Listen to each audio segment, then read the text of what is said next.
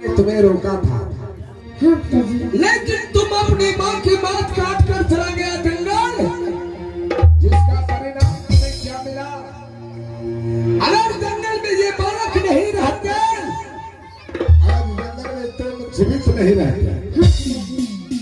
याद रहे, आज के बाद कभी और कहीं बड़ों का बात काट करके नहीं जाना चाहिए। हाँ पिताजी। हर उत्तम जंगल में जाकर के तूने एक नेक काम किया, जिस इंसान ने तुम्हारा प्राण बचाया, अरे उससे दोस्ती करके तुम अपना महल दिखाने के लिए लाया है। उत्तम, इस समय मैं दरबार में बैठ करके तुम्हारा इंतजार कर रहा था। जैसे ही मेरा पुत्र उत्तम जंगल से आएगा, उसे गोद में लेकर के ऊंचे सिंहासन पर बैठेंगे। जब तुम जंगल से दोस्ती लगा करके अपने मित्र को अपने साथ लाए हो दरबार में, तो तुम अकेले नहीं, तुम अपने मित्र को भी साथ लेकर के में आओ और मेरे गोद में बैठ जाओ। ठीक है पिताजी। मित्र जी, चलिए पिताजी के गोद में बैठते हैं। मित्र जी। नहीं मित्र जी, क्यों मित्र जी? मैं नहीं बैठ सकता, क्यों? क्योंकि मैं एक भिखारी हूँ। मेरे शरीर में धूल और मिट्टी लगी हुई है। आपके पिताश्री इतने महान राजा महाराजा हैं, तन पर राजशाही पोशाक पीताम्बरी पहने हुए हैं, ऊंचे सिंहासन पर विराजमान है। ये गंदे शरीर लेकर जाऊंगा, महाराज की गोद में बैठूंगा। मेरे बैठने के कारण सारे पीताम्बरी गंदे पड़ जाएंगे, इसलिए मेरा बैठना उचित नहीं है। नहीं मित्र जी। आप राजकुमार हैं, आप स्वयं पिताश्री की गोद में बैठिए। मेरे लिए तो धरती माँ ही पवित्र है। आज मैं इसी स्थान पर बैठ जाता हूँ। नहीं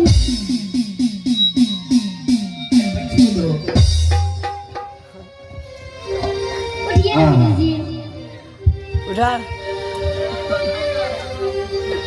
बालक, मैं सबसे पहले ये जानने के लिए चाहता हूं कि तुम्हारा नाम क्या है?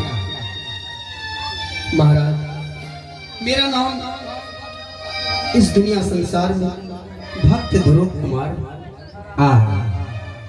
कितना सुंदर नाम रखा है तुम्हारा, भक्त ध्रुव कुमार। तुम्हारे नाम रखने वाले कितने सुंदर होंगे, कितने विचार वाले इंसान होंगे। ध्रुव, अभी अभी जो मेरा पुत्र उत्तम कुमार बोला कि जंगल में मैं इनके साथ दोस्ती किया हूं, क्या सचमुच में मेरे पुत्र उत्तम से जंगल में दोस्ती किए? हाँ महाराज, ये सत्य है। उत्तम कुमार मेरे मित्र है, मैं जंगल में दोस्ती लगाया। जिस समय जंगल में तुम दोस्ती करने लगा, क्या उस समय जरा सा भी तुमने नहीं सोचा कि एक राजकुमार है, तुम एक गरीब हो, एक भिखारी हो, उसके शरीर में राजशाही पोशाक है, तो तुम्हारे शरीर में धूल मिट्टी लगे हुए। क्या जंगल में दोस्ती लगाने समय तुम जरा सा भी नहीं सोचा? अगर जंगल में तुम कुछ नहीं सोचा ध्रुव, तो देख, दोस्ती तो भगवान श्री कृष्ण ने भी किया था, लेकिन भगवान श्री कृष्ण और सुदामा का दोस्ती एक सोने पन्ने पर लिखा गया। ध्रुव, अगर सचमुच में जंगल में तुम मेरे पुत्र उत्तम से दोस्ती किए हो, उन सब बातों को भूल करके आओ, तुम दोनों मित्र मिल करके मेरी गोदी में बैठ जाओ। कितने महान हैं आप, कितने सुंदर विचार हैं आपके। आप जैसे महान एक राजा होकर एक भिखारी को गोद में बैठाना चाहते हैं।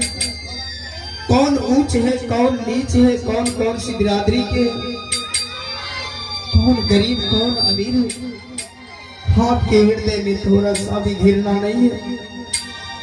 हर जिसे संसार में रहने के लिए घर ना हो, तन पर वस्त्र ना हो, ये आत्मा आधी रोटी टुकड़ा को पाने के लिए तड़पता रहता हो। सुबह खाते ही शाम के लिए सोचते। आज ऐसे भिखारियों को आपने याद दिला दिया। एक बात मैं कहने के लिए चाहता हूँ महाराज। क्या कहना के लिए चाहते हैं? आओ कबहू न हो अब बैठला हो राजा जी।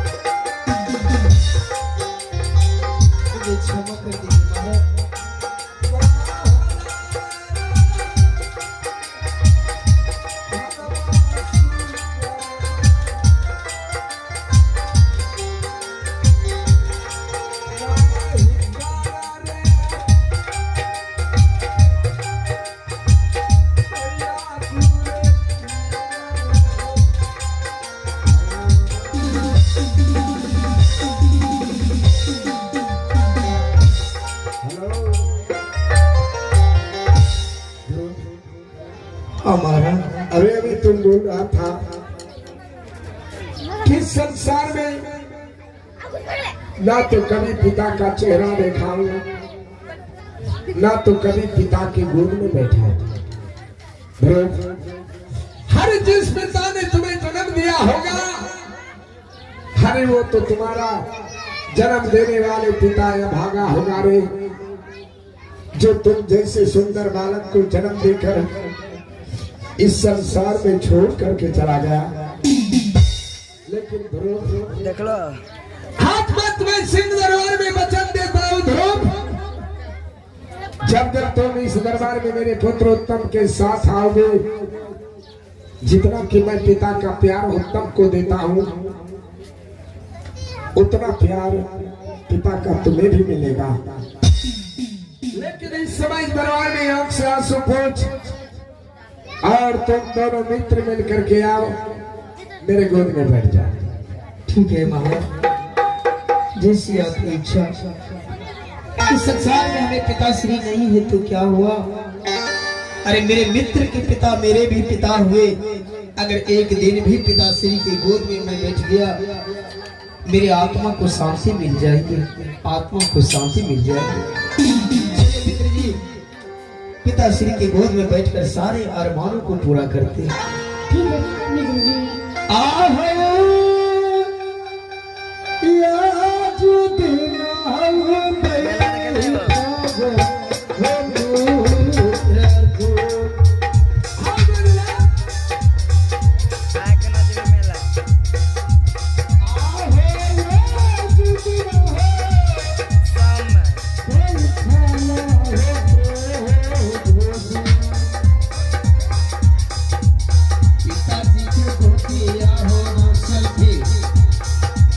पिताजी के